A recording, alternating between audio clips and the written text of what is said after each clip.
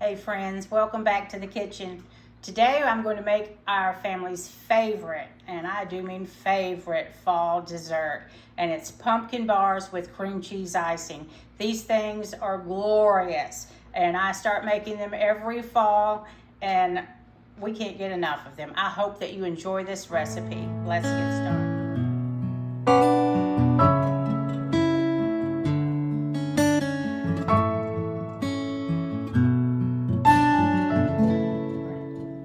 First thing you're going to have to do is to break 4 eggs into a bowl. I have my eggs at room temperature. I really broke that one. I stuck my thumb right in it.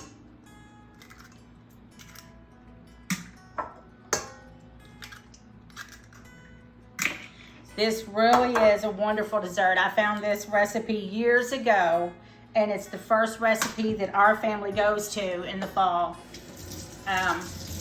For some reason, I really don't bake a lot of pumpkin year-round, but soon as it gets somewhere in the middle of September maybe, I start bringing out all the recipes for pumpkin goodness. So we're going to go ahead and mix these eggs just a little bit till they're kind of broken.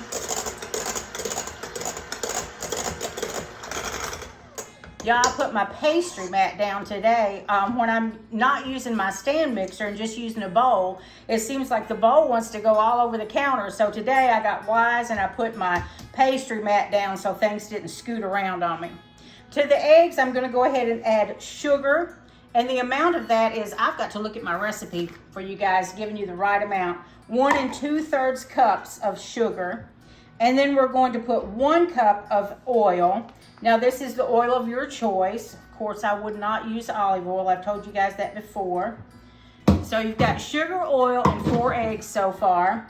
And then you're going to add a 15-ounce can of pumpkin. And once again, 100% pure pumpkin. I'm just using the store brand. Just make sure it's not pumpkin pie filling. You'll add that to all of this other wet ingredients. And it starts smelling good when you break the pumpkin out. We actually have a freeze and frost warning in areas of Kentucky for the next couple, well, it starts, I think, tomorrow night. And when I saw that, just freaked out because, I mean, it's not even the middle of March. It's not even the middle of October yet. So I don't think we should be having that kind of weather already. Okay, we're going to mix these ingredients until they're well mixed and a little fluffy. Hang on, I like to get this thing out of there.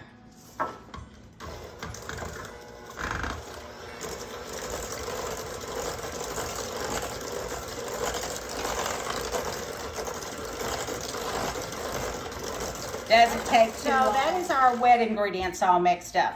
To that, we are going to add 2 cups of sifted flour. Now, I went ahead and sifted this. I've actually got a lot going on in the kitchen today, guys.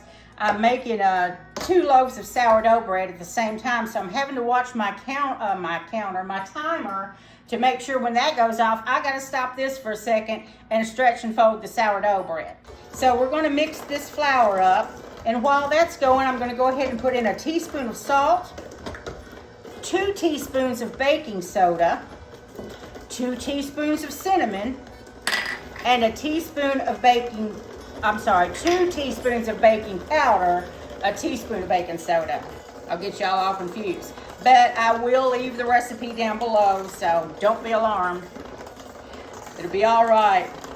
So we're going to mix all this together until everything is very well combined now. Here we go, medium speed.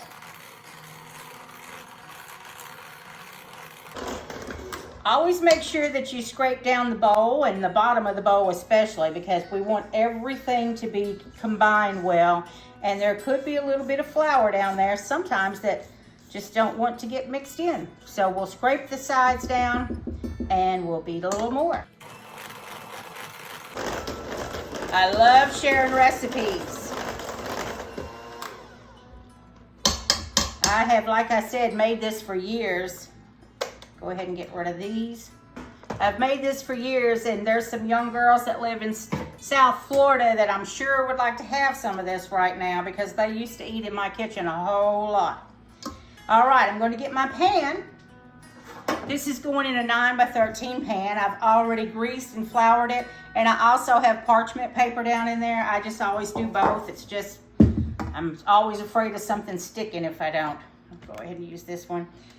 Now we're gonna pour this in. This is going to go into the oven at 350 degrees Fahrenheit. And it says to bake it for 30 minutes. And when we get this out of the oven, guys, we have to let it cool for a while, and then we're going to put a cream cheese icing on it. Oh, you're gonna love this recipe. So I'm about to put this in the oven, and I'll be back when it's ready. The pumpkin bars have come out of the oven, and we've allowed them to cool, to touch. And so now we're getting ready to make this cream cheese icing up, so we can put it on. I already have a half a cup, let me make sure that's the right amount, yes, of butter in my bowl, and it is softened. And I'm gonna go ahead and beat this butter and add cream cheese to it as soon as I beat the butter for a second.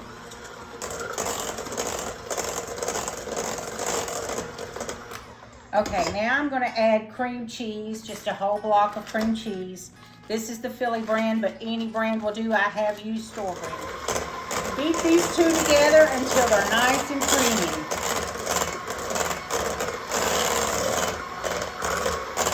The combination is amazing on these pumpkin bars. The cream cheese and the pumpkin, oh, go so good together. I'm going to add a little at a time, 2 cups of powdered sugar. Now I have already sifted this powdered sugar. When you're making a cream cheese icing, always remember to sift your powdered sugar, because otherwise you may have some lumps in your icing and you really don't want that. I'm just going to add a little at a time and then beat it as I go along. Just put it in on low at first so it doesn't go all over the kitchen.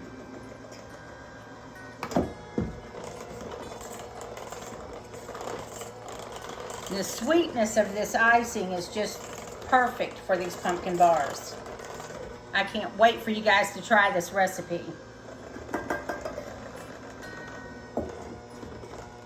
Turn it up just a little bit.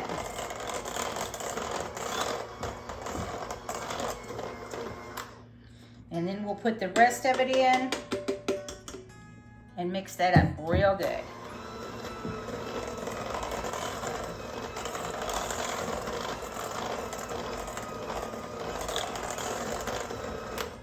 I'm going to scrape down my sides.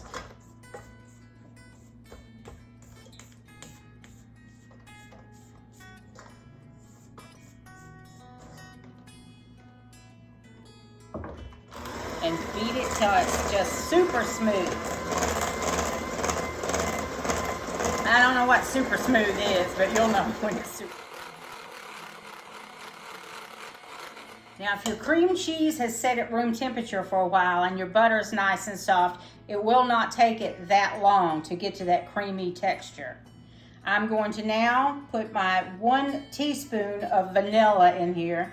And this is one of those recipes when you're making an icing, it's always best to use a pure vanilla instead of an imitation. But if you only have imitation on hand, that will work just fine.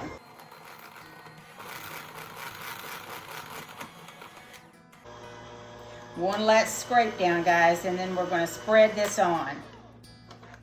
Let me get rid of these.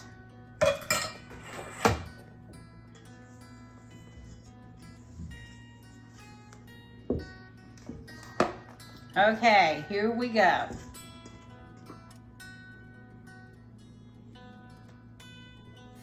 Now, I keep this in the refrigerator. Anything really that has a cream cheese icing in, I usually do keep refrigerated, but I really like it. I don't know what it does to refrigerate it really, but it gives it a good, I think, a better flavor after it's been refrigerated overnight.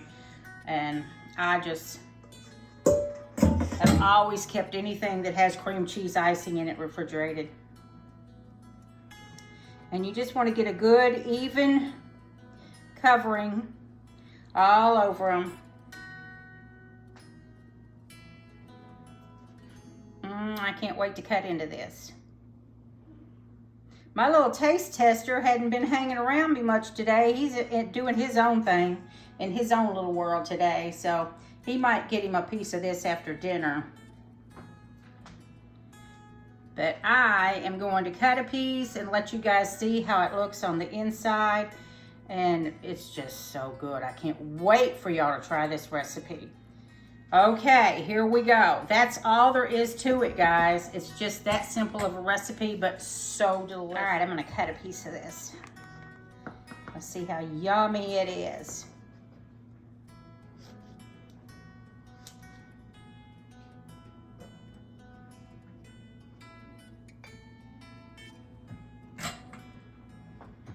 Got it on my finger. Now, if y'all weren't here, I'd lick that off, and you know I would. Okay. So this is what we've got. It's a super moist dessert. It's so flavorful. You will love this. Make it.